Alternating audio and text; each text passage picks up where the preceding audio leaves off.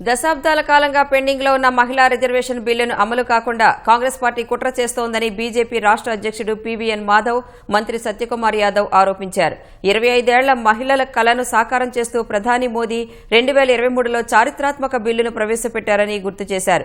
Delimitation జనగణన తరువాతే అమలు అనే నిబంధనపై కాంగ్రెస్ అనవసర రాద్ధాంతం చేస్తోందని మండిపడ్డారు. మహిళా బిల్లును వ్యతిరేకించడం అంటే అది ప్రజాస్వామ్యానికే బ్లాక్ డే అని అభివర్ణించారు. అధికారంలో ఉన్నప్పుడు బిల్లును పట్టించుకొని కాంగ్రెస్ ఇప్పుడు ప్రతిపక్షంలో ఉండి అడ్డుకోవడం దారుణమన్నారు.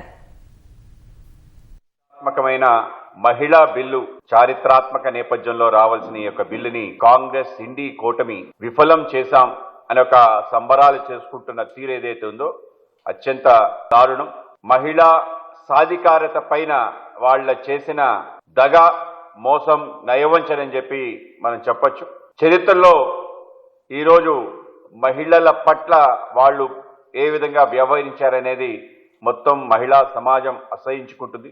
ఇదో గొప్ప కార్యం చేశామని భావించవచ్చు, కానీ ప్రజాస్వామ్యంలో జనాభాలో సగభాగం ఉండి అన్ని రకాల రంగాల్లో కూడా దూసుకుపోతూ చట్టసభల్లో ప్రాతినిధ్యం సరిగ్గా లేని కారణంగా వాళ్ళు 33% రిజర్వేషన్ తీసుకొచ్చి ముందుకు తీసుకెళ్లాలని 25 సంవత్సరాల యొక్క కళ నెరవేర్చే దిశగా నరేంద్ర మోడీ గారు 2023లో దీన్ని ప్రవేశపెట్టడం, పూర్తి స్థాయిలో దాన్ని రాజ్యసభ, లోక్సభలో 99% పైగా దీన్ని ఆమోదించి దాన్ని ముందుకు తీసుకెళ్తాం.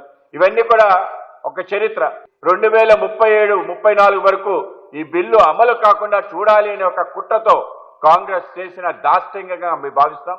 కాంగ్రెస్ దీనికి భారీ మూల్యం చెల్లించుకోవాల్సి వస్తుంది.